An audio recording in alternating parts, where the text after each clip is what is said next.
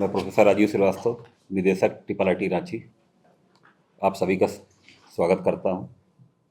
और यहाँ पर तृतीय दीक्षांत समारोह जो 29 दिसंबर को निश्चित हुआ है, उस संबंध में आप लोग को सूचना देने के लिए यहाँ पर बुलाया गया है। संस्थान का तृतीय दीक्षांत समारोह 29 दिसंबर 2025 सोमवार सुबह 10:30 बजे झारखंड ऑडिटोरियम में, Jharkhand university of technology Jharkhand auditorium में नामकुम में जो है स्थित है, वहाँ पर आयोजित किया जा रहा है। इस बार के दीक्षांत समारोह में 2 बैच के पास आउट स्टूडेंट को डिग्री दी जा रही है, जो 2020 से 20 में एडमिट हुए, 2024 पास आउट बीटेक के स्टूडेंट, और 2025 पास आउट के बच्चों को दिया जा रहा है। इसमें बीटेक, एमटेक और पीएचडी सभी स्टूडेंट्स को इसमें डिग्री प्रदान की जाएगी। अगर संख्यावार चले तो कंप्यूटर साइंस एंड इंजीनियरिंग में, बीटेक कंप्यूटर साइंस इंजीनियरिंग में बैच 2020 और 2024 में जो पास आउट हुए थे उसमें 63 स्टूडेंट थे, और 2025 में 109 स्टूडेंट को डिग्री मिलेगी। इलेक्ट्रॉनिक्स एंड कम्युनिकेशन इंजीनियरिंग में 2024 पास आउट में बीटेक के 54 स्टूडेंट को डिग्री प्रदान की जाएगी, और 2025 पास आउट स्टूडेंट्स को 76 स्टूडेंट्स को डिग्री प्रदान की जाएगी। Computer science and engineering, BTech computer science engineering with specialisation in AI and data science, जो दूसरा ब्रांच है हमारा, उसमें 2024 में कोई बच्चे नहीं थे, लेकिन 2025 में ये बैच पहला बैच निकला है, उसमें 26 स्टूडेंट थे। इसी तरीके से इलेक्ट्रॉनिक्स एंड कम्युनिकेशन इंजीनियरिंग में एक स्पेशलाइजेशन है एम्बेडेड सिस्टम एंड आईओटी, उसमें 2024 में उसमें भी कोई स्टूडेंट नहीं थे, लेकिन 2025 में 28 स्टूडेंट थे। टोटल 356 स्टूडेंट को हम बीटेक के स्टूडेंट को डिग्री कन्फर करने जा रहे हैं इस कन्वोकेशन में। एमटेक में कंप्यूटर साइंस एंड इंजीनियरिंग में 2024 में जो पास आउट हुए उसमें 2 स्टूडेंट थे, 2025 में जो पास आउट हुए 4 स्टूडेंट थे। तो MTech computer science and engineering के 6 स्टूडेंट्स को हम डिग्री प्रदान करने जा रहे हैं। इसी तरीके से इलेक्ट्रॉनिक्स एंड कम्युनिकेशन इंजीनियरिंग में 1 स्टूडेंट एलिजिबल हुआ जिसको हम डिग्री प्रदान करने जा रहे हैं। तो टोटल एमटेक में 7 डिग्री देंगे। इसी तरह से पीएचडी में कंप्यूटर साइंस एंड इंजीनियरिंग में 200 छात्रों को डिग्री प्रदान की जाएगी, and electronics and communication engineering में 500 छात्रों को डिग्री प्रदान की जाएगी। तो टोटल 7 छात्रों को, 7 शोधार्थियों को पीएचडी दी जाएगी। तो 356 बीटेक, 7 एमटेक और 7 पीएचडी, टोटल 370 स्टूडेंट्स को हम लोग इस कन्वोकेशन में डिग्री प्रदान करने जा रहे हैं। और इस कन्वोकेशन के जो हमारे मुख्य अतिथि हैं श्री संजय सेठ जी हैं, जो रक्षा राज्य मंत्री भारत सरकार हैं, वो उसमें हमारे आमंत्रण को उन्होंने स्वीकार किया, वो आ रहे हैं। और इसमें हमारे 2 विशिष्ट अतिथि हैं। पहले विशिष्ट अतिथि पद्मश्री श्री अशोक भगत जी हैं, वो आ रहे हैं, और दूसरे विशिष्ट अतिथि प्रोफेसर टीएन सिंह हैं, जो डायरेक्टर आईआईटी पटना के हैं। तो एक प्रकार से देखा जाए समाज के हर क्षेत्र के जितने भी अच्छे लोग हैं अपने अपने फील्ड के, उनको मैं सभी बुला रहा हूं, जिससे हमारे बच्चों को आशीर्वचन दे सकें और उनको डिग्री प्रदान कर सकें वहाँ पर। उसके अलावा हमने रांची के सभी, झारखंड के सभी और ऑल ओवर इंडिया सभी IIT, NIT, triple IT, state university Ranchi में जितने हर जगह ऑल ओवर इंडिया, सबको इन्विटेशन कार्ड दिया है। और उसमें भी कुछ डायरेक्टर, वाइस चांसलर और उनके प्रतिनिधियों की आने की संभावना है। इसके साथ साथ और भी हमारे विशिष्ट अतिथि और गणमान्य लोग वहाँ उपस्थित रहेंगे। हमने प्रशासन के लोगों से भी रिक्वेस्ट किया है, सबको इन्विटेशन भेजा है, सबको कार्ड भेजा है। Department of technical education Jharkhand को भेजा है। Ministry of education government of India जो हमारी कंट्रोलिंग बॉडी है, वहाँ भी हमने सबको भेजा। तो अपने तरफ से सबको हमने निमंत्रण दिया है कि आप सभी लोग जो आ सकें या अपने प्रतिनिधि को भेज सकें। इसके अलावा हमने अपने सभी सीनेट के मेंबर, बोर्ड ऑफ गवर्नर्स के मेंबर और जितने भी हमारे फाइनेंस कमेटी है, बिल्डिंग एंड वर्क्स कमेटी है, उनके सभी मेंबर्स को हमने इनवाइट किया है। तो वो सभी लोग आएंगे और यहाँ पर डिग्री प्रदान करेंगे। और इस अवसर पर हमारा जो समारोह की अध्यक्षता रहेगी, हमारे जो बीओजी बोर्ड ऑफ गवर्नर्स अधिशासी परिषद के जो चेयरमैन हैं लेफ्टिनेंट जनरल AK भट्ट साहब, वो आ रहे हैं बीओजी चेयरमैन। उनके साथ साथ कुछ बोर्ड मेंबर्स भी बाहर से आ रहे हैं और वो इस कार्यक्रम के अध्यक्ष होंगे, जो कार्यक्रम को प्रिसाइड करेंगे, कन्वोकेशन को, वो होंगे। तो ये कार्यक्रम हमारा झारखंड यूनिवर्सिटी ऑफ टेक्नोलॉजी के ऑडिटोरियम में 29 तारीख को वहाँ पर है।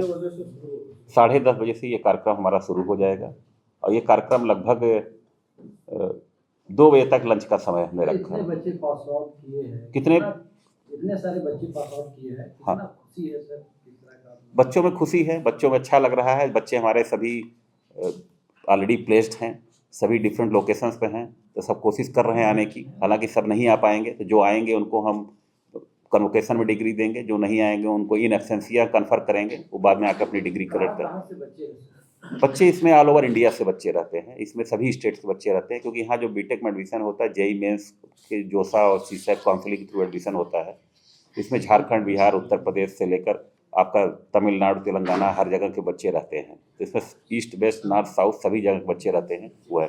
इसके अलावा जो हम बच्चों उत्कृष्ट प्रदर्शन किए हैं उनको हम मेडल्स भी देते हैं।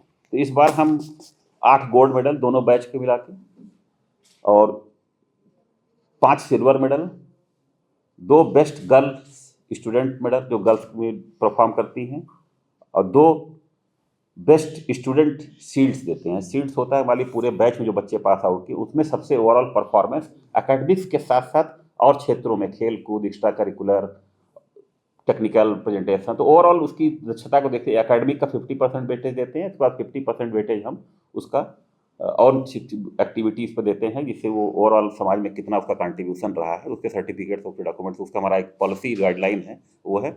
इसमें कंडीशन होती है किसी के खिलाफ कोई डिसिप्लिनरी एक्शन नहीं हुआ रहना चाहिए, अगर कोई डिसिप्लिनरी एक्शन है तो वो मेडल का हकदार नहीं होता है। तो इस तरह से 19 मेडल हम लोग देंगे। इन 19 मेडल में 2 हमारे शील्ड्स हैं, जो शील्ड से सिग्निफाई करते हैं कि इस ओवरऑल बैच का ये सबसे बेस्ट परफॉर्मिंग स्टूडेंट है।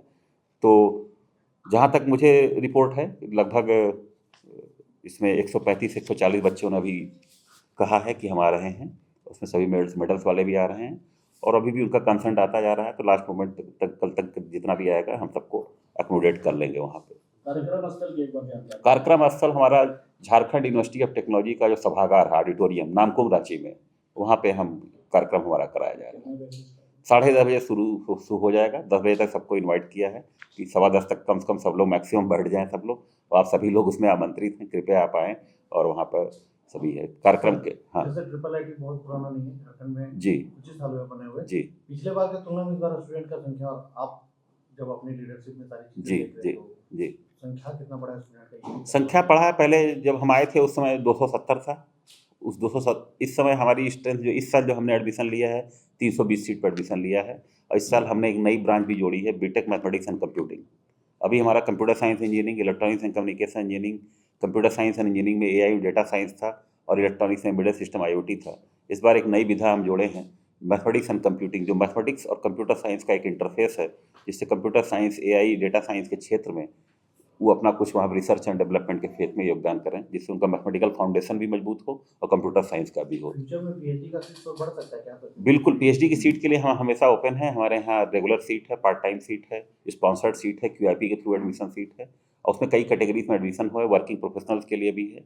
और इस समय हमारे एसोसिएट डीन R&D हैं, कितने स्टूडेंट्स, लगभग 60 से 72 स्टूडेंट्स लगभग पीएचडी कर रहे हैं यहाँ पे। तो पीएचडी के लिए हम लोग ओपन हैं, और कोई बच्चा हो, खास करके झारखंड का है, कोई बच्चा है, बच्ची है, कोई इंटरेस्टेड है, हमारी मिनिमम एलिजिबिलिटी को अगर करता है तो उसको प्रेफरेंस भी देते हैं कि आप आइए और अपने शिक्षा को अपग्रेड करिए। इसी तरह से हमारे एमटेक में भी फुल टाइम सीट है, पार्ट टाइम भी प्रोविज़न है, लेकिन बीटेक में वो है।